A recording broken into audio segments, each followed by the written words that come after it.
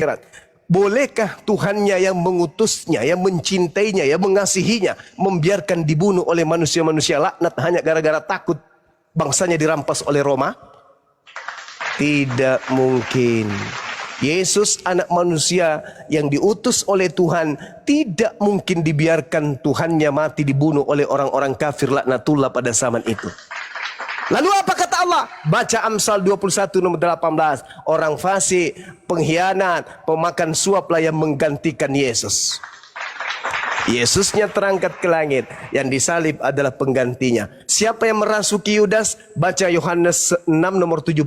Bukankah aku yang memilih engkau yang 12? Satu di antaramu adalah iblis. Yang digantung di pohon adalah iblis. Yang keluar dari kubur adalah iblis. Dan yang kau sembah adalah iblis. Makanya tragedi penyaliban adalah sesuatu yang menjadi senjata iblis, membuat seluruh anak keturunan Adam bersama dengan dirinya masuk ke dalam neraka. Apa buktinya? Baca Lukas 4 nomor 6 sampai nomor 13. Baca, saudara-saudara Kristen di bawah, baca. Saya ulang lagi, apa buktinya bahwa iblis berhasil mencobai kalian, berhasil membawa kalian ke neraka? Baca Lukas 4 nomor 6 sampai nomor 13. Apa yang terjadi di sana? Yesus yang kau sangka Tuhan itu, yang adalah nabi dan rasul, ketika dicobai oleh setan, dicobai oleh iblis, iblis tidak berhasil mencobainya, apalagi membunuhnya. Baca nomor 13-nya. Ketika iblis tidak berhasil mencobai Yesus, iblis mundur dari Yesus. Lalu apa? Lalu iblis menunggu waktu yang tepat. Maksudnya menunggu waktu yang tepat apa? Waktu yang tepat untuk menyesatkan banyak orang. Makanya di dalam Yohanes 12 nomor 31, Yesus mengatakan apa? Waktunya sekarang ini adalah waktu dunia dihakimi. Sebab iblis telah dilemparkan keluar. Keluar dari mana? Keluar dari kubur. Jadi ketika penyaliban terjadi, itulah cikal bakal mulanya dunia ini dihakimi. Kenapa? Iblis sudah menghasut semua manusia, semua raja-raja. Dan ingat, iblis datang kepada penguasa dunia. Raja-raja yang berkuasa pada saat itu dirasukinya, supaya melalui tangan-tangan mereka seluruh anak keturunan Adam ikut menjadi pengikutnya, yaitu menyembah kepada makhluk yang keluar dari kubur. Setelah kalian kerasukan makhluk yang keluar dari kubur itu, untuk supaya kalian terasa benar, maka Anda mencomot-comot pernyataan-pernyataan Yesus. Itulah buktinya dia Tuhan. Dia mengatakan, akulah kebangkitan, akulah hidup, barang siapa percaya kepadaku, bla bla bla bla bla, dan seterusnya. Siapa yang merasuki Anda untuk mengatakan itu? Iblis yang keluar dari kubur itu. Ingat, Matius 24 nomor 4 nomor 5. Waspadalah kepada penyesat yang datang kepadamu dan memakai nama Yesus dan berkata, akulah Kristus. Dia akan menyesatkan banyak orang. Jadi penyesatnya, iblisnya datang mengaku Yesus dan berkata, akulah Kristus. Ingat, pengakuan Yesus, Yohanes 1 nomor 51, apa kata Yesus? Langit terbelah, malaikat naik turun untuk datang kepada aku yang adalah anak manusia. Itu mulut Yesus sendiri berkata, aku yang adalah anak manusia, kata Yesus. Tetapi Paulus mengatakan apa dalam Galatia 1 nomor 11 nomor 12? Aku menerima Injil bukan dari manusia, tetapi dari Yesus Kristus. Aku menerima Injil bukan dari manusia, tetapi dari Kristus. Kata Yesus, apabila ada orang berkata bertemu dengan Kristus, Mesias, di padang gurun, di dalam bilik, jangan kau percaya. Makanya di dalam Galatia 1 nomor 15 nomor 16, Paulus berkata, aku diutus kepada orang-orang non-Yahudi.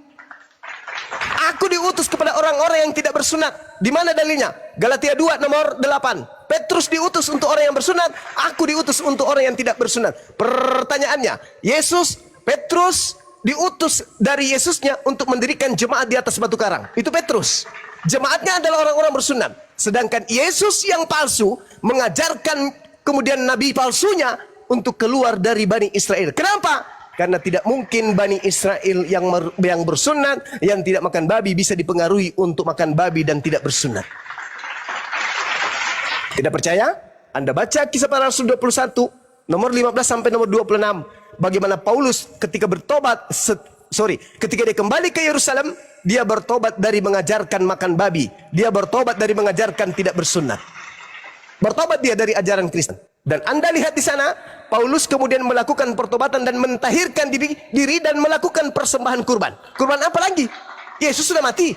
Jadi dia melakukan kurban seperti apa yang diperintahkan oleh Nabi Musa di dalam Imamat 1 nomor 2. Nomor 2, Paulus melakukan kurban persembahan yang dilakukan oleh Nabi Musa alaihi salam sebagaimana perintah Yesus dalam Matius 8 nomor 4. Pergilah, perlihatkanlah dirimu kepada imam dan lakukanlah persembahan sebagaimana yang diperintahkan oleh Nabi Musa alaihi salam. Nabi Musa memerintahkan persembahan kurban berupa hewan ternak, bukan manusia. Jadi terakhir, 10 detik terakhir, Paulus berkata, aku menerima Injil bukan dari manusia, bukan dari manusia yang menyatakan Injil kepadaku, tapi dari Kristus Yesus. Jadi Paulus mengatakan Yesus datang kepadanya bukan dalam bentuk manusia. Bukan manusia yang datang kepada Paulus. 2 Yohanes 1 nomor 7. Siapakah penyesat itu? Bukankah dia yang pergi ke seluruh dunia yang tidak mengaku Yesus datang sebagai manusia? Itulah antikristusnya, itulah dajjalnya, itulah iblisnya, itulah penyesatnya. Sekali lagi, 2 Yohanes 1 nomor 7. Siapakah penyesat itu? Siapakah planos itu? Pembohong, penipu, iblis, planos dalam bahasa Yunani. Siapakah dia? Dia adalah yang pergi ke seluruh dunia yang tidak mengaku Yesus datang sebagai manusia. Panggil Paulus. Paulus, kamu ke sini. Duduk. Aku mau tanya samamu. Yesus datang kepadamu sebagai manusia atau bukan? Bukan. Siapakah penyesat itu? Bukankah dia yang pergi ke seluruh dunia yang tidak mengaku Yesus datang sebagai manusia? Itulah penyesatnya dan itulah antikristusnya. Tanya kepada Paulus. Wahai Paulus, siapa yang datang kepadamu? Yesus, manusia? Bukan. Jelas toh? Jelas bukan? Jelas sekali. Oleh karena itu saudara, silakan. Kalau Anda ingin percaya kepada Yesus, satu-satunya jalan adalah La ilaha illallah Muhammadar Rasulullah. Tinggalkan ajaran penyembahan kepada setan yang mengaku Yesus yang keluar dari kubur. Demikian. Mohon izin para guru, silakan. Masya Allah. Alhamdulillah. Bentar Bang Alfi sapa dulu ketua umum nih, baru masuk. Assalamualaikum Ustaz Alif. Waalaikumsalam warahmatullahi wabarakatuh. Oke, kita kasih space dulu ya Ustaz ya ke Bang Al KTP-nya, dia mau menanggapi Ustaz. Ya, baik. Terima kasih Bang Juma. Kalau saya sampaikan aja nih kata-kata teman saya. Mereka jujur, memang kami jujur ada karisma ya, karisma tersendiri dari Bang Juma. Tapi yang mereka pertanyakan kenapa diblokir kayak Pak Bom Bom. Mohon maaf aja, saya cuma menyampaikan Pak Bom Bom, siapa lagi diblokir? Edis sama siapa tadi ya? Biar. Kata mereka kenapa diblok? Saya hanya menyampaikan, bukan saya mau ini, cuma mengatakan. Oke, satu. Kalau dari Bang Juma sendiri kita akui, memang maksudnya mereka penasaran, pengen dengar kalau debat Bang Juma itu, karena banyak yang nonton. Makasih. Satu, saudara. Saya percaya kepada Yesus. Sebelum saya masuk sebagai seorang apologet. Yesus berkata, apabila ada orang berkata kepadamu, Yesus ada di sini, Yesus ada di sana, jangan kau percaya. Nama-nama yang kau sebutkan tadi itu adalah nama-nama yang mengajarkan Yesus itu Tuhan. Kata Yesus, jangan kau percaya. Orang-orang yang pernah mimpi bertemu Yesus. Bombo bersaksi bertemu Yesus. CP bersaksi bertemu Yesus. Edis bersaksi bertemu Yesus. Apa kata Yesus? Jangan kau percaya. Sebab sama seperti cahaya bersinar dari timur ke barat, demikianlah kelak nanti kedatanganku yang kedua. Jadi kalau ada orang berkata ada Yesus di sini, ada Yesus, jangan kau percaya. Itu yang pertama.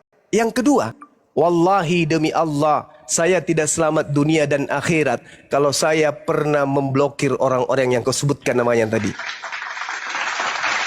Mereka adalah pembohong, mereka adalah penipu, mereka adalah penyesat. Saya tidak tahu nomor kontak Edis. Saya tidak tahu nomor kontaknya si CP. Dan yang saya tahu hanya Pak Bom Bom. Pak Bom Bom justru dulu dia yang blokir saya. Dia yang blokir saya dulu. Setelah dia tahu ternyata main PK dengan Bang Suma itu bermandikan koin, barulah blokir nomor saya itu dibuka sama si Bom Bom, si manusia licik, badan besar otak kecil itu. Begitu saudara. Kemudian yang ketiga, Al-Quran saya mengatakan di dalam surah An-Nisa ayat 140. Apa kata Al-Quran saya? Wa qad nazzala 'alaikum fil kitab an idza sami'tum ayatillah yukfaru biha wa yustahza'u biha fala ta'udu ma'ahum hatta yakhudu fi haditsin ghairi. Apa kata Al-Quran? Dan sungguh Allah telah menurunkan ketentuan bagimu wahai umat Islam di dalam kitab Al-Quran bahwa apabila kamu mendengarkan ayat-ayat Allah diingkari dan diperolok-olokkan oleh orang-orang kafir, maka janganlah kamu duduk bersama dengan mereka sebelum mereka memasuki pembicaraan yang lain. Karena itu, kalau tetap duduk dengan mereka, kata Allah, tentulah kamu serupa dengan mereka, tentulah kamu juga kafir. Saya tidak mau dicap oleh Tuhanku sebagai orang kafir, makanya saya tidak mau duduk bersama penghujat penista yang suka mengolok-olok Al-Quran. Saudara, siapa Bom-Bom, siapa Edis, siapa si CP? Pakar Quran. Hah? Dia ngerti bahasa Arab, dia ngerti ilmu nahwu. Jangankan dia, alam semesta bumi kita ini tidak bisa menemukan kesalahan Al-Quran. Kamu susun profesor, kamu susun orang yang punya titel, tidak akan pernah bisa kemudian menemukan kesalahan Al-Quran. Kamu tanya, kamu lihat Edis, apakah Al-Quran yang dia bahas? Tidak, hanya terjemahan. Kalau mau meruntuhkan kemudian ilmu Islam, kalian belum lahir Islam sudah runtuh. Bagaimana orang Arab, ahli syair, ahli bahasa Arab, bisa mereka melumpuhkan Al-Quran? Tidak, justru mereka tunduk setunduk-tunduknya sejazirah Arab menjadi pengikut baginda Rasulullah Muhammad SAW. Bahkan Barat hari ini sudah mulai kemudian mereka berbondong-bondong masuk Islam. Kenapa? Karena mereka belajar Quran, mereka meninggalkan Bible yang tidak masuk akal. Kenapa kamu mengatakan Bible itu benar? Karena setiap saat direvisi. Ketika ada celah, diperbaiki. Ketika ada celah, diperbaiki. Ketika ada celah, diperbaiki. Ketika ada kurang, diperbaiki. Ketika ada kurang, dikritisi. Ketika ada kurang, ditambal sulami. Ingat 2023, baru-baru kitab diterbitkan TB2.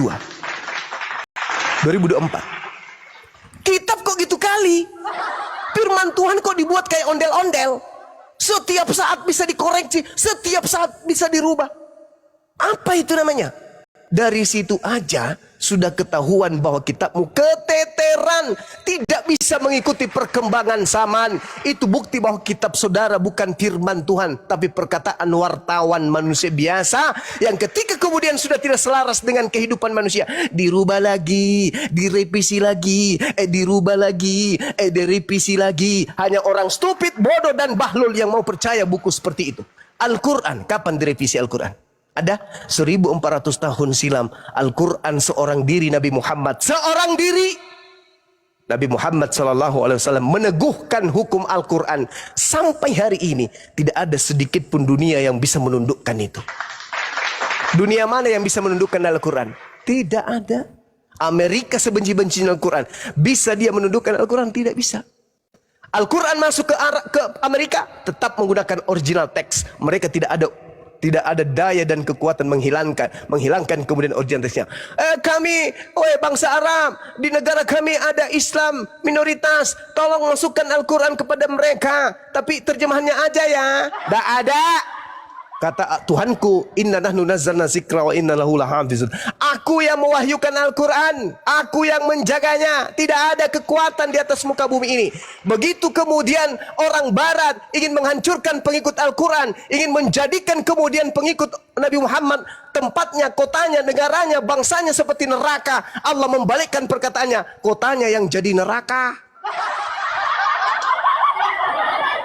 Ayo. Jadi kamu katakan saya blokir. Wallahi, saya tidak pernah memblokir manusia-manusia kucluk seperti itu. Anda orang baru di TikTok. Si CP itu pernah kutunggu semalam-malaman. Sudah kita janjian. Mari kita diskusi. Janjian. Apa yang terjadi? dia tidak datang dengan kebohongan yang bersangat-sangat dusta. Saya berapa kali naik ke Komalnya, berulang-ulang naik ke Komalnya. Apa yang terjadi? Di mute permanen, di mute permanen, di mute permanen. Itulah yang terjadi ketika saya ke sana. Itu yang terjadi. Dan saya juga sudah menyampaikan, dari dulu saya sampaikan, si CP, Kiamat, Edis, kalau mau berdiskusi ilmiah, kalau mau menunjukkan kebenaran hakiki, bukan cuma modal keluar-keluar, bukan hanya modal internet, bukan hanya modal copy paste. Mari kita ketemu, kita offline, bertemu dengan Bang Suma. Bawa semua kitabmu, bawa semua tafsir-tafsir yang kau punya, yang katanya kau ahli. Bawa, kau bertemu dengan saya, di mana Anda mau. Kemarin saya ditantang sama RK, roh kematian. Katanya mari kita ke Filipina. Atau kita katanya main tandang, habis ke Kupang, saya ke Makassar. Saya bilang, no, jangan ke Filipina, jangan ke Makassar. Saya datang ke rumahmu, di atas kelambumu. Saya datang. Apa yang terjadi? Tenggelam sampai hari ini, belum bangkit-bangkit. Ketakutan, minum sendiri kencingnya, dijilat sendiri ludahnya. Ada saya pernah takut berdiskusi dengan mereka? Enggak ada. Belum lahir Kristen yang mampu mengalahkan saya berdiskusi. Belum lahir. Belum ada. Belum ada Kristen yang mampu mengalahkan saya berdiskusi. Belum ada. Kenapa tidak ada yang mampu mengalahkan saya? Karena saya mendalami Bible. Mereka tidak mendalami Bible. Yang mereka dalami adalah perpuluhan. Bagaimana caranya orang-orang yang tidak mempelajari Bible bisa dipungut iuran perpuluhan setiap bulan. Itu yang diperdalam di agamamu, bukan Biblenya. Coba tunjukkan kepada saya, ada nggak sekolah-sekolah yang khusus untuk mendalami materi tentang Bible, mengkaji tentang original teksnya, mendalami tentang original teksnya, membahas tentang original teksnya, menghafal tentang original teksnya? Ada? Tidak akan pernah Anda temukan itu. Karena sejatinya tokoh-tokoh kalian tahu ini bukan firman Tuhan. Ini hanya upaya propaganda untuk mencari uang. Kau lihat yang Anda sebutkan tadi, bom-bom, misinya apa? Give, duit, hidup. Edis misinya apa? Give, duit, hidup. CP misinya apa? Give, duit, hidup. Itu misi mereka. Kalau saya nggak butuh duit, saudara. Saya tidak munafik, saya nggak butuh duit, give, saya nggak butuh pemberian donasi. Enggak. Alhamdulillah Allah memberikan rezeki kepada saya. Gak ada. Saya datang di tengah-tengah kita semua, tengah-tengah Anda semua, hanya untuk meluruskan akidah, meluruskan pemahaman kalian. Karena Al-Quran saya memerintahkan itu. Ud'u ila sabili rabbika bil hikmah. Perintahkan seru manusia, ajak manusia. Innal ladzina amanu yuqatiluna fi sabilillah wal ladzina kafaru yuqatiluna fi sabilit tagut. Faqatilu awliya syaitan, inna qaida syaitan kana daif. Wahai orang-orang beriman, perangilah saudara-saudaranya setan. Siapa saudara setan? Siapa yang beriman kepada apa yang setan hadiahkan di atas tiang salib. Siapa yang menerima itu? Kalian harus diperangi, tapi bukan dengan kekerasan, bukan dengan senjata, diperangi dengan logika, diperangi dengan akal, pakai ilmu. Kita cerdaskan. Bagaimana mungkin Anda bisa menyembah manusia yang keluar dari liang kubur? Pencipta langit dan bumi enggak seperti itu. Yesaya 6 nomor 15. Tuhan maha tinggi, maha suci. Bagaimana mungkin dikatakan maha suci? Dia datang menjadi mayat, menjadi bayi, oro, pipis di celana sendiri. Tidak mungkin, itu mustahil. Tetapi ini bukan mengatakan bahwasanya Anda harus menjadi Islam. Enggak. Islam tidak mengajarkan itu. Islam hanya mengatakan seru mereka. Ketika mereka ingin mendengarkan, silakan dia dengarkan. Ketika mereka ingin mengingkari, silakan dia mengingkari. Tidak ada paksaan. La ikraha fiddin. Anda mau masuk Islam hari ini, besok masuk Kristen lagi, besoknya masuk Islam lagi, Kristen lagi, Islam lagi, Kristen lagi, sampai Anda masuk di kubur. La ikraha fiddin. Silakan. Tidak ada paksaan. Tapi ingat, jangan pernah Anda punya niatan untuk menyerang Islam. Karena Islam itu agama jihad. Jangankan ente-ente pade yang kepalanya kecil hanya besar perut karena makan babi. Belanda saja yang lengkap senjata, umat Islam bisa usir dari sini. Itu. Jadi, jangan Anda pernah bermimpi. Jangan pernah bermimpi. Ya, kita harus perangi. No, kami tidak akan pernah memberikan langkah belakang. Kita akan selalu berhadapan. Islam itu agama jihad. Kenapa Indonesia disegani oleh bangsa asing? Karena di negara ini ada kumpulan manusia-manusia yang gerahnya selevel dengan gerahnya makhluk langit. Mati bagi kami adalah kemuliaan demi kebenaran. Bukan kami menganut ajaran kasih pipi kanan, pipi kiri, kasih bokong kiri, bokong kiri. Kami tidak menganut itu. Nah, jadi kalau Anda mengatakan jangan diblokir, jangan begini, saya tantang mereka 1 lawan 1000 offline tanpa internet. Baru kita lihat siapa yang paham kebenaran. Allahu Akbar. Itu baru laki-laki. Kalau mereka itu encong semuanya. Oke, saya kira begitu. Silakan. Bohong itu, saudara. Demi Allah, saya tidak pernah blokir mereka. Edis saya tidak tahu nomornya, si CP saya tidak tahu nomornya. Kalau Pak Bom Bom, justru dia, wallahi Pak Bom Bom itu yang berapa kali memblokir nomor saya. Semua orang tahu Pak Bom Bom itu paling takut berhadapan dengan saya. Kenapa belakangan dia berani? Karena dia sudah merasakan ternyata berdiskusi dengan Bang Suma melahirkan pembeli beras sampai 2-3 minggu ke depan. Kalau saya bertemu dengan Bom Bom, di mana komal dia berada, meskipun di komal Kristen, kalau saya naik dia langsung lari seperti melihat setan. Itu dulu.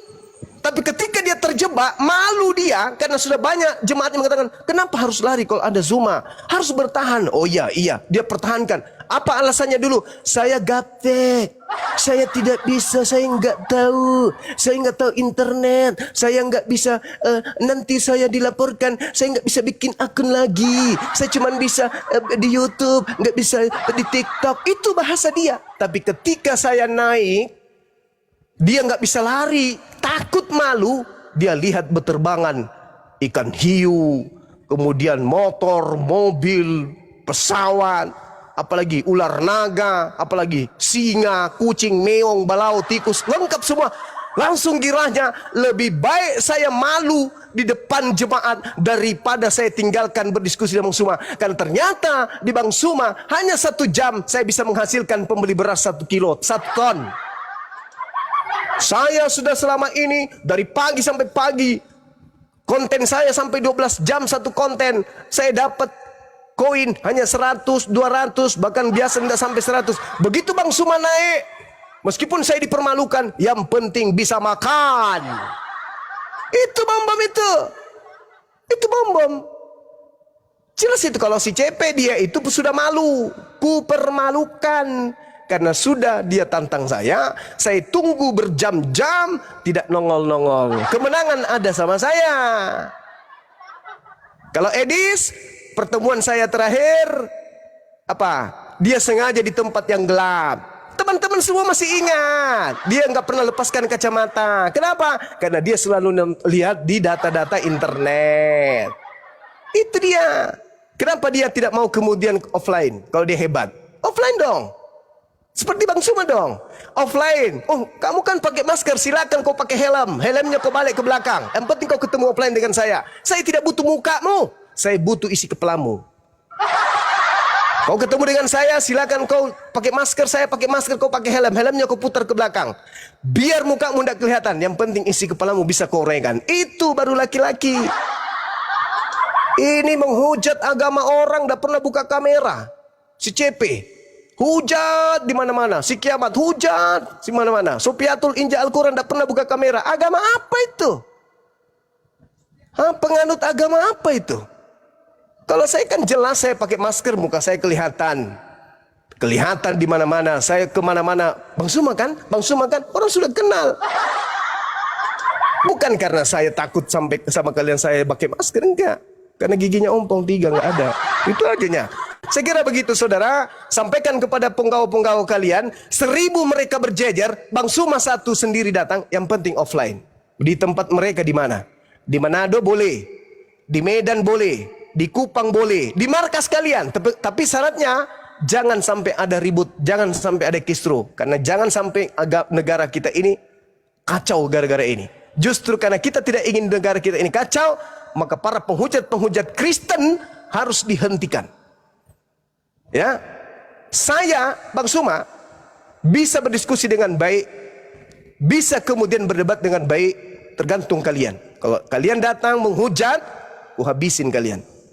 Kenapa? Saya tidak habisin pakai Al-Quran, saya habisin pakai Bible. Karena musuh terberat Kristen itu adalah Bible-nya. Contoh, Anda datang ke sini membawa Yohanes 11, Anda yang menjadi musuh kemudian Bible-mu sendiri. Ternyata Marta hanya menganggapnya sebagai Mesias, orang yang diurapi, bukan Tuhan. Saya kira begitu. Saya izin bikin kopi dulu, campur masako. Silakan. Oke, makasih. Satu lagi boleh nggak? Saya masuk Terakhir. dikit. Sebentar, Bang Al KTP. Kan tadi menyampaikan bahwa mereka itu memframing kita takut. Ada syaratnya buat kita takut itu. Mereka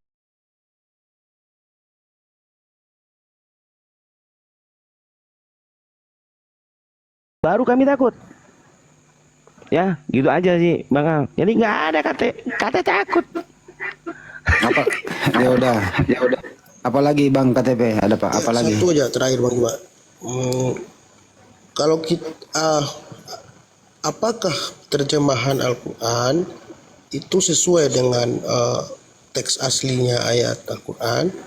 Dan yang kedua, siapa yang menerjemahkan ayat bahasa Indonesianya gitu? Terima kasih. Iya, baik. Terjemahan Al-Quran itu bukan Al-Quran. Itu dulu. Bahasa Tuhan itu bukan bahasa manusia. Oke? Jadi, ketika berbicara mengenai terjemahan, terjemahan itu adalah upaya manusia kemudian untuk memahami isi Al-Quran. Nah, yang menerjemahkan Al-Quran itu banyak. Ya, Kementerian Agama, mereka para ahli terjemah, mereka yang bisa kemudian menguasai 15 ilmu minimal, ilmu dasar Quran. Itu. Dan kalaupun ada yang keliru terjemahannya, apakah merusak Al-Quran? Tidak. Karena Al-Quran tetap ada. Jadi sekali lagi saya katakan, Al-Quran itu adalah kalamullah, kalam Allah, firman Allah. Terjemahan adalah perkataan manusia. Beda. Perkataan manusia dan perkataan Tuhan itu berbeda. Perkataan Tuhannya adalah yang diterima oleh sang Nabi dari Tuhan melalui Roh Kudus. Itulah firman Tuhan. Terjemahannya itu bukan firman Tuhan lagi. Itu adalah upaya manusia untuk menerjemahkan isi Al-Quran, isi kitab, isi firman Tuhan. Bagaimana dengan kitab saudara? Itu terjemahan bukan? Nah itu bukan firman Tuhan itu. Karena itu adalah perkataan manusia yang mereka terjemahkan dari aslinya. Aslinya pun bukan firman Tuhan, karena penulis-penulis Bible bukan dari murid Yesus. Nah, jadi kalau berbicara mengenai terjemahan Al-Quran, contoh misalnya kita ambil di dalam Al-Quran surah Al-Baqarah misalnya, salah satu contohnya, taruhlah ini Al-Baqarah ayat 255. Ketika kita mengambil ayat ini, terjemahannya tidak akan mungkin dikatakan bahwa bertentangan dengan original teksnya, tetapi mendekati. Kalaupun misalnya nanti ada kata yang lebih mendekati, itu diganti, dipakai, tetapi tidak merubah dan tidak menghapus original teks. Yang berganti adalah terjemahan, karena terjemahan adalah bahasa manusia. Contoh, saya ambil ayat yang tadi di dalam Al-Quran surah Al-Baqarah. Allah, terjemahannya Allah. La, terjemahannya tidak. Ilaha, Tuhan, sembahan. Illa, kecuali atau melainkan. Huwa, dia. Al-Hayyu yang maha hidup. Al-Qayyum yang terus menerus mengurus. La ta'khuzhu, la tidak, ta'khuzhu menimpahnya. Apa itu? Sina, ngantuk. Tidak mengantuk, wala dan tidak naum, tidur. Jadi terjemahannya adalah Allah tiada Tuhan selain Dia yang maha hidup, yang terus menerus mengurus makhluknya, tidak mengantuk dan tidak tidur. Nah sekarang kalau dibandingkan dengan kitab saudara, contoh, saya ambil satu, Filipi 1:18. Tetapi tidak mengapa, sebab bagaimanapun juga, ini dari mana kita tahu bahwa seperti ini artinya? Apa yang menjadi rujukan kita? Mana aslinya? Mana aslinya? Apa yang menjadi rujukan kita? Ini aslinya mana? 50 tahun ke depan bisa ini menjadi cendol. 100 tahun ke depan yang tadinya cendol bisa menjadi batu merah. Kenapa? Tidak ada aslinya, Cak Ayu. Kalau Al-Quran mau dilarikan kemana? Berubah misalnya bahasa Indonesia. Mengalami perubahan makna, pergeseran kata.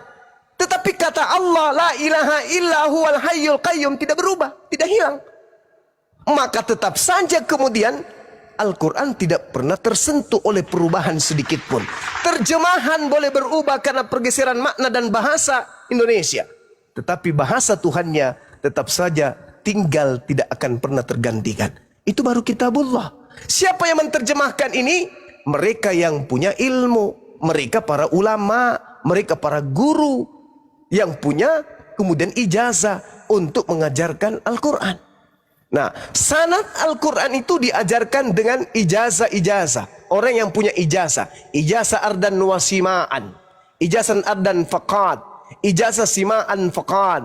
Ijazah bil altibar dan seterusnya. Mereka yang punya ilmu ini adalah yang punya kewajiban untuk menerjemahkan Al-Quranul Karim. Jadi bukan orang sembarangan. Dibuka WA Guru Nda, penting. Oke, silakan. Izin Guru Nda, mohon maaf. Lanjut. Lanjut Guru Nda. Oh, buka WA Guru Nda. Iya, iya. Itu udah dijawab bro Al-KTP. Oke, baik, terima kasih Bang. Saya izin turun ya. Udah Ya dulu, jangan silakan. turun dulu. Saya mau Silakan. perjelas dulu bang. udah balik yang lain ini. Bang Al jangan turun dulu. Ada Saya udah selesai Bang Andi, saya bikin Iya, kopi iya. dulu ya, dilanjutkan Iya. dulu. Ada permintaan dari netizen mumpung malam ini Anda di sini gitu ya. Dulu kan masih ada videonya, Anda dulu menangis-nangis syahadat. Sekarang ingin diperjelas. Anda Muslim sekarang apa Anda Kristen bang? Itu aja sebelum turun. Sebelumnya sudah saya sampaikan berapa kali.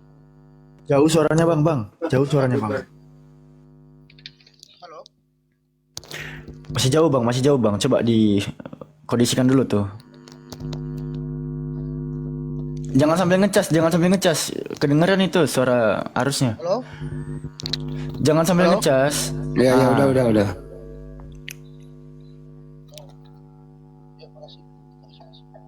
Silakan di bang. warung orang ini Bang, di warung Surabaya. Jadi orang sampai bawa kursi. Mohon maaf. Ya silakan. Begini Bang Andi, sebenarnya kalau jujur saya sudah pernah waktu ada pertama dengan abang saya kan kirim-kirim video-videonya mengedit, ada 5 video itu. Saya sudah sampaikan dan bahkan mereka yang menyarankan saya masuk di mengedit saya nggak kenal mereka sebelumnya. Cuman Bang Juma aja di YouTube yang kami nonton dan kawan-kawannya cuma di YouTube awal itu. Jadi cek aja Al-KTP ini baru kok TikTok saya nih. Ya diperjelas aja sih bang. Anda Ya, sekarang diperjelas. Anda Muslim apa Kristen sekarang? Itu aja Saya di bang. tengah-tengah Bang. Jadi kalau jujur, Apa itu? iya saya masih ada kebimbangan dan memang saya harus saat ini belum bisa memastikan karena masih Udah lu Kristen aja ribet amat sih lu punya hidup lu. ya udah lu terserah kalau abang mau budak lu. kerja saya sesuainya abang aja. Saya turun dah Bang. Kalau saya nggak mau Udah lu ke sana ke Sedis lu, sana kabur lu, sana. Ada Nggak perlu kita Sabar. orang kayak kau, nggak ah. ada yang kayak Bang Juma nah. Coba ada 10 orang kayak Bang Juma bagus yang orang bisa menerima. Udah lu sono aja sono ke Sedis lu. Ngetek di Sedis lu. Terserah. Pokoknya intinya saya berterima kasih kepada Cuman saya bertanya aja, Anda orang aja yang Muslim. saya yakin yang bisa. Cuma saya bertanya Anda Muslim Kristen, tapi Anda jawabannya di tengah-tengah. Ya gimana itu? Ya, Allah Selalu mencari Subhanahu wa aman. ta'ala menjelaskan di dalam Al-Quranul Karim. A'udzubillahi minasyaitonirrajim. Innal ladzina amanu summa kafaru summa amanu summa kafaru summa zdadu kufra lam yakunillah yaghfira lahum wala liyahdiyahum sabila. Sesungguhnya orang-orang yang beriman lalu murtad, kemudian beriman lagi, kemudian murtad lagi, lalu bertambah kekafirannya, maka Allah tidak akan mengampuni mereka dan tidak pula menunjukkan kepada mereka jalan yang lurus. Cukup bagi kita sudah memberikan jalan. Tapi kalau dia kufur kembali, kafir kembali, la ikraha fiddin. Toh Islam sudah mendudukkan perkara itu berdasarkan kitabullah Al-Quranul Karim. Barang siapa yang beriman, kata Allah, lalu kemudian dia kafir, kemudian dia beriman, kemudian dia kafir, lalu makin bertambah kekafirannya, maka Allah tidak akan mengampuni mereka dan tidak pula menunjukkan kepada mereka jalan yang lurus. Ingat, perjalanan detik, menit, jam, hari, minggu, bulan, tahun mengantarkan seseorang itu kepada ketiadaan di atas muka bumi ini. Ada masa di mana bumi pundaknya tak bisa lagi, tak mau lagi dipijak.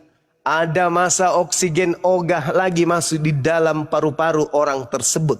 Ada masa kemudian makanan saripati bumi tak mau lagi masuk ke dalam lambungnya. Saat itulah kemudian penyesalan akan muncul. Berbahagialah kita umat Islam ini yang agamanya berkesesuaian dengan akal.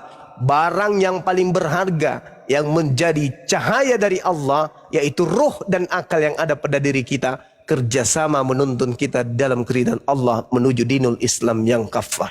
Sekira begitu sahabat-sahabat. Tidak perlu kita pikirkan orang-orang yang seperti itu. Ilmu sudah kita sampaikan. Kalau mutiara katanya tidak bisa dilemparkan kepada babi, maka hari ini teh ayam pun tidak layak dilemparkan kepada babi. Demikian, silakan dilanjut. Satu ayat suci Al-Quran dulu Bang Juma, bisa nggak biar adem kita nih? Apa suaranya parau Bang Juma? Bisa?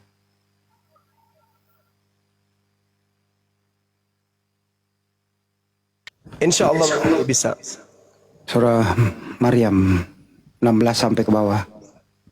Bismillahirrahmanirrahim. Surah Maryam ya. Iya. Sorry teman-teman. A'udzubillahi minasyaitonirrajim.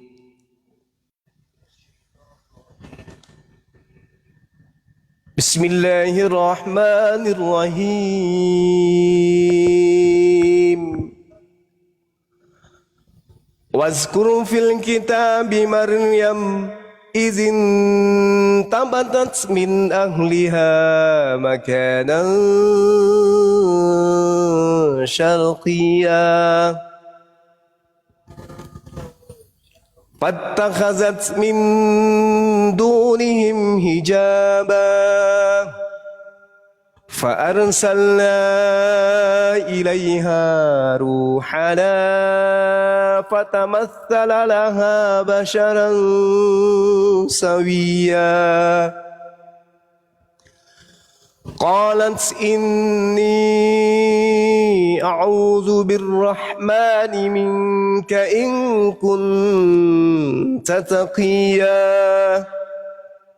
قال إنما أنا رسول ربك لأهب لك غلاما زكيا قالت أنى يكون لي غلام ولم يمسسني بشر ولم أك بغيا قال كذلك قال ربك هو علي هين ولنجعله آية للناس ورحمة منا وكان أمرا مقضيا فحملته فانتبذت به مكانا قصيا فأجاءها المخاض إلى جذع النخلة قالت يا ليتني مت قبل هذا وكنت نسيا منسيا فناداها من تحتها ألا تحزني قد جعل ربك تحتك سريا وهزي إليك بجزء النخلة تساقط عليك رطبا جنيا Sadaqallahul azim. Maha benar Allah dengan segala firman-Nya. Masya Allah. Allahumma arhamna bil Quran. Simpulkan tuh. Silakan. Simpulkan itu deh Alfi. Pengertiannya Silakan. bagaimana Siti Maryam mengasingkan diri waktu melahirkan. Silakan deh Alfi.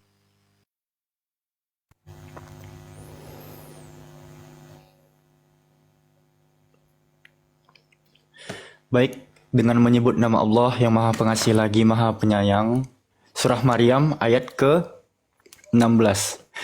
Ceritakanlah, wahai Nabi Muhammad, kisah Maryam di dalam kitab, yaitu ketika dia mengasingkan diri dari keluarganya ke suatu tempat di sebelah timur, yakni Baitul Maqdis. Dia memasang tabir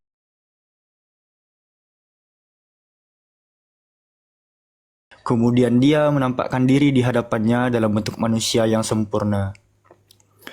Maryam berkata kepadanya, "Sungguh, aku berlindung kepada Tuhan yang Maha Pengasih darimu untuk berbuat jahat padaku jikalau kamu seorang yang bertakwa." Jibril berkata, "Sesungguhnya aku hanyalah utusan Tuhanmu untuk memberikan anugerah seorang anak laki-laki yang suci padamu." Lalu Maryam berkata, "Bagaimana mungkin aku mempunyai anak laki-laki padahal aku tidak pernah disentuh seorang laki pun dan aku bukanlah seorang pelacur." Lalu Jibril menjawab, "Demikianlah Rabbmu berfirman, hal itu sangat mudah bagiku dan agar kami menjadikannya sebagai tanda kebesaran bagi manusia dan rahmat dari kami, hal itu adalah suatu urusan yang sudah diputuskan." Maka Maryam mengandung, lalu mengasingkan diri bersamanya ke tempat yang jauh. Rasa sakit akan melahirkan memaksanya bersandar pada sepangkal pohon kurma. Lalu Maryam berkata, "Seandainya aku mati sebelum ini dan menjadi seorang yang tidak diperhatikan dan dilupakan selama-lamanya." Lalu Jibril berseru kepadanya dari tempat yang rendah, "Janganlah engkau bersedih, sungguh Tuhanmu telah menjadikan anak sungai di bawahmu." Maka goyalah pangkal pohon kurma itu ke arahmu, niscaya pohon itu akan menentukan buah kurma yang masak padamu. Maha benar Allah dengan segala firman-Nya. Jadi ini kisah tentang perjumpaan malaikat Jibril alaihissalam kepada Ibunda Siti Maryam alaihissalam, teman-teman.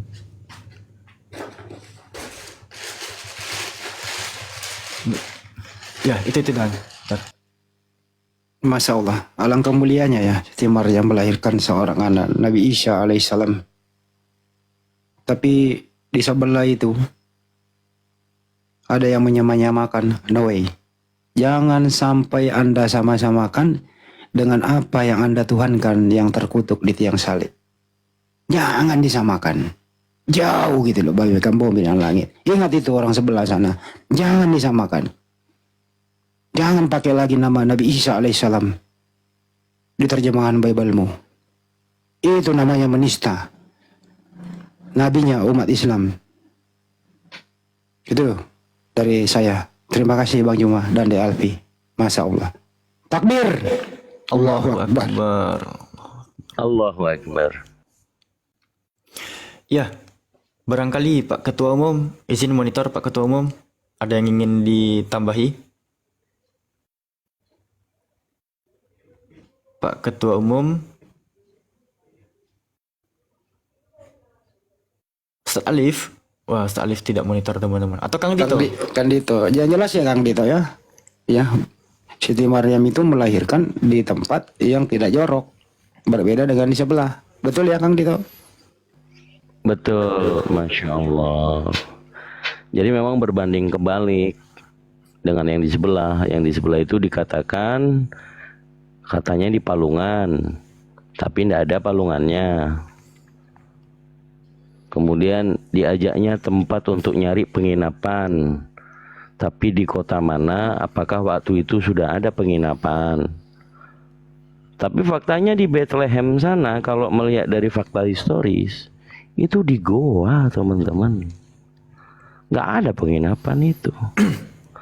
Tapi kembali lagi ya, kalau Aku di dalam bentar ya. Al-Quran, Ini oh ya, berisik siap. suara hujan, Ada suara hujan. Ini takut noise. Aku izin mute dulu. Tunggu agak Enggak reda. masuk, Ustaz. Alhamdulillah enggak masuk, Ini Ustaz. udah Kang Dito monggo tafadhol selesaikan dulu. Coba. Monggo, sudah sih saya ambil poinnya tadi. Masya Allah, Al-Quran memberitahukan petunjuk buat kita orang Islam bahwa Nabi Muhammad SAW mendapatkan firman ini, ya, Al-Quran, wahyu ini diberitahukan kebenaran dari Sang Khalik yang maha mengetahui tentang kisah Bunda Maria melahirkan Nabi Isa alaihi salam. Begitu. Silakan Ustazullah, Pak Ketum, lanjut. Kalau menurut saya waktu itu belum ada penginapan. Masa Tuhan mau lahir kok tidak dikasih hotel bintang 5 gitu kan. Itu Anda boleh baca di Lukas 2 nomor 1. Di sana itu Raja Agustus memerintahkan seluruh penduduk dunia untuk disensus. Pergilah Maria bersama tunangannya atau suaminya namanya Pak Yusuf. Perjalanan malam hari sampai di sana di kota Daud tidak ada penginapan. Ya itulah yang terjadi. Jadi berbeda sekali ya teman-teman ya. Masya Allah. Lanjut.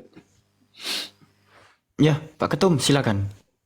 Oke, saya tambahkan 3 jam ya. Jadi kesimpulannya dari yang pembahasan tadi, ketika kita bahas jujur-jujuran dengan teman-teman Kristen, jujur-jujuran ketika kita membahas tentang siapa Nabi Isa, siapa Yesus. Nah, jujur-jujuran nih, ada cara licik yang mereka lakukan di belakang layar. Mereka sama sekali tidak pernah menyebutkan kata Yesus, yang mereka sebutkan Nabi Isa Al-Masih, Isa Al-Masih, dan seterusnya.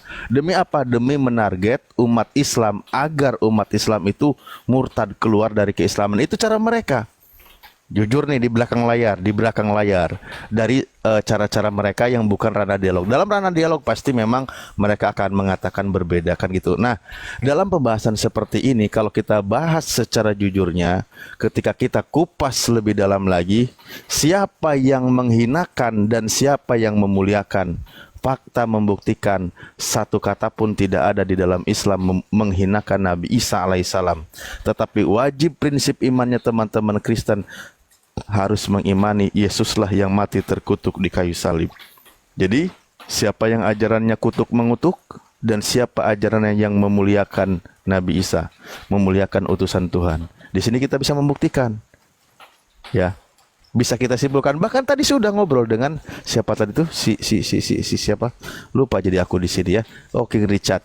Faktanya, tapi fakta berbicara, cuman sulit untuk diungkapkan karena dia hanya bisa mengimani. Dalam ranah perdiskusian mereka sulit untuk mengakui kalau dalam prinsip imannya memang Yesuslah yang harus mereka imani sebagai manusia yang terkutuk digantung pada kayu salib. Sementara Al-Quran mengatakan dia itu manusia yang mulia, Allah maha bijaksana, Allah maha adil, dia selamat dari proses kutuk mengutuk. Seperti itu. Saya sudah lewat 1 jam, ini udah 4 jam. Terima kasih, mohon maaf kalau kelamaan. Lanjut monitor. Masya Allah. Masya Allah. Luar biasa. Mantap. Jadi DLP semuanya kalau di sebelah itu untuk menutupi tuduhan orang Yahudi bahwa Nabi Isa atau Siti Maryam berzina, kalau di Al-Quran kan Nabi Isa alaihissalam waktu bayi yang membela ibunya. Tapi kalau di sebelah itu untuk menutupi itu diambil Pak Yusuf sebagai suaminya. Menurut kalian semua, antum-antum semua ini, yang mana yang logis? Boleh nggak sih dalam tradisi Yudaisme orang dalam keadaan hamil besar itu menikah? Silakan, siapa yang mau memberi argumentasi?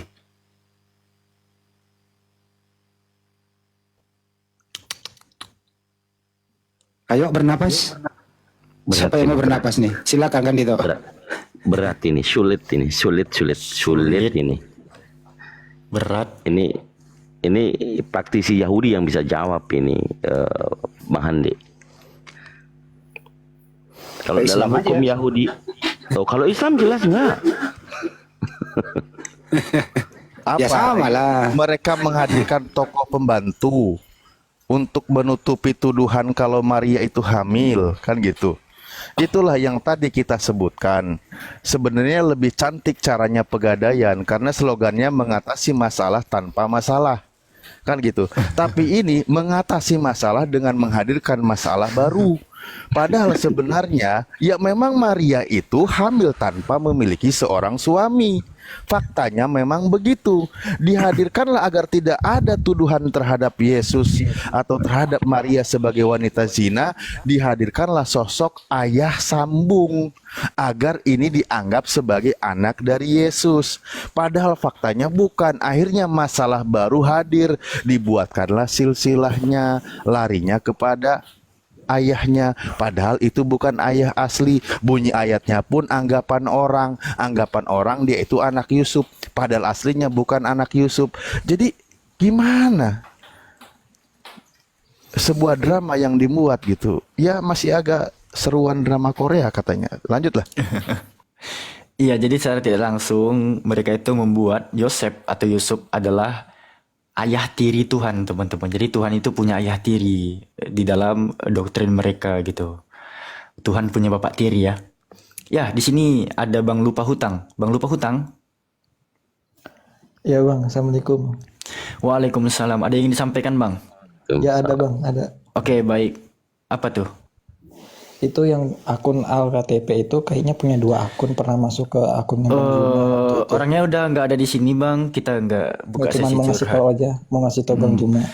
Nah itu yang waktu itu dia pakai apa foto profil nggak pakai baju tuh loh, yang terus Bang Zumanya bilang, "Ah, kamu nggak masuk angin gitu." Yang dia bilang, Kita nggak bermasalah sama orangnya, Bang. Yang kita bangun ya tameng terhadap argumentasi seseorang, bukan orangnya yang kita perangi, tapi argumentasinya. Ya, Bang. Udah nggak ada dia. Hilang. Kalau Ya, gitu saya tanya tertarik. Kang Dito udah. Saya tanya aja gini Kang Dito. Iya, boleh. Kalau ada komal atau room begitu membahas kitab suci Al-Quran tapi hanya tidak punya kemampuan, malah mengolok-olok.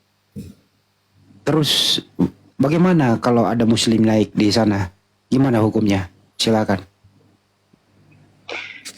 Ya, kalau memang tidak punya kapasitas menjelaskan atau meluruskan, sebenarnya diluruskan pun juga mereka akan tetap seperti itu. Mending dihindari. Karena apa? Yang dibahas itu terjemahan bukan Al-Quran. Tetapi mereka katakan Al-Quran itu suatu penipuan dan penyesatan. Ingat tadi kita sama-sama mendapatkan ilmu dari Gurunda. Terjemahan itu bukan Al-Quran. Saya bisa menambahi satu dalil. Surah Yusuf ayat 2. Bismillahirrahmanirrahim. Inna anzalnahu Qur'anan Arabiyyan la'allakum ta'qilun. Sadaqallahul adzim. Kami menurunkan Al-Quran dalam bahasa Arab agar kalian memahami maknanya. Itu terjemahan. Jadi kalau saya melihat fenomena teman-teman muslim itu, lihat ada gambar di layar besar, katakanlah Al-Quran yang dipampang, jangan terpancing. Mereka hanya membahas terjemahan. Nggak perlu ikut karena mereka hanya mengolok-olok. Jadi saya kurang setuju teman-teman muslim masuk ke room Kristen, tapi bukan arahan debat yang akademis atau edukatif. Tapi kita masuk dalam pancingan bahwa mereka mengolok-olok Al-Quran, yang mereka katakan Al-Quran tetapi yang dibahas adalah terjemahan. Maka kita harus pintar-pintar ya, menyaksikan mereka itu menyesatkan, menipu dengan Ada sesuatu. Selamat malam Kak, ada sesuatu.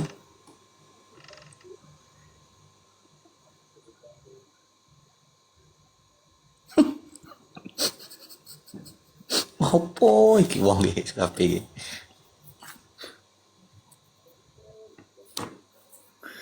Iin juga nggak mau ngomong.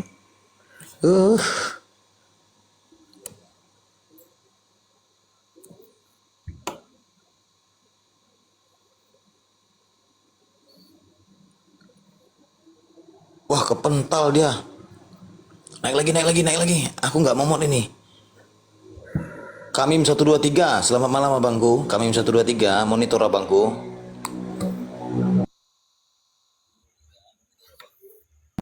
Nata Sinta, selamat malam, assalamualaikum. Nata Sinta, selamat malam, assalamualaikum. Panggilan terakhir, Nata Sinta. Ustur gak ada ngomongnya gitu.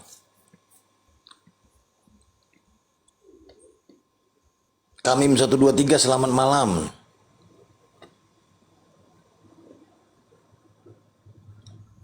Pada sakit gigi semua.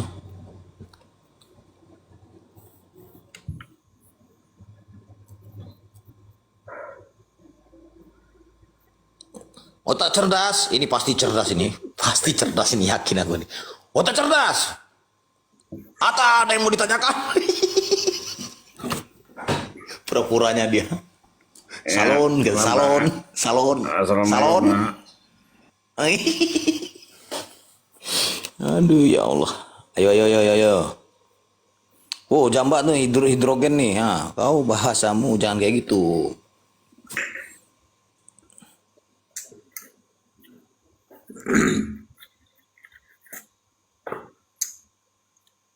Ya. Dua orang istri, benar. Benar, Maria Magdalena satu sama Lili. Lili si penjual baju kain ungu. Nah, tuh. Nyanyo. Apa iki nyanyo? Jenengmu iku lho. Antonio Banderas bukan lagi Antonio Banderas. ¿Cómo está, lo? ¿Cómo está? Señorita Antonio Banderas. John, dapat juga akhirnya John. Selamat malam Bang John. Dan seterusnya dengan kalimat bunyi seperti ini. Kembali lagi ke surah Maryam ayat 21 dan seterusnya. Coba, udah jelas-jelas Al-Quran sangat membantah di dalam Al-Maidah ayat 72, 73, mau konsep oneness, mau konsep tritung, dibantah semua, hukumnya kafir.